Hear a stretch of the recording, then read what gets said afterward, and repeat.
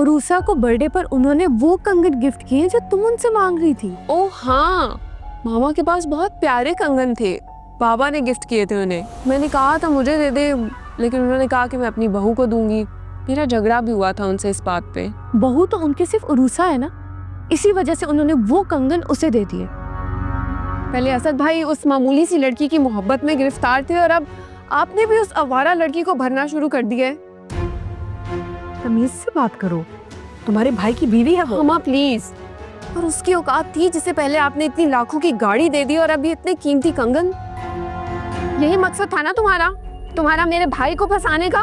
ये luxury lifestyle, महंगी गाड़ी और ये महंगी ज्वेलरी सब मिल गया तुम्हें। अपने बेनिफिट की वजह से तुमने मेरी फैमिली को तोड़ दिया। सिर्फ तुम्हारी वजह से मेरा भाई एक मामूली सी नौकरी कर रहा है, तुम यहाँ ऐश कर रही हो। आपने बहुत प्यार से अपनी कीमती चीज़ मुझे तोहफे में दी थी। हाँ। और मैं बहुत एहसानमंद हूँ आपकी कि आपने मुझे इस काबिल समझा, लेकिन मैं ये डिज़र्व नहीं करती। आप प्लीज़ ये वापस ले लें।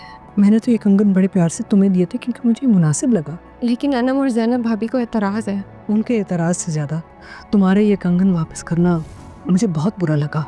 मेरा दिल तोड़ दिया तुमने।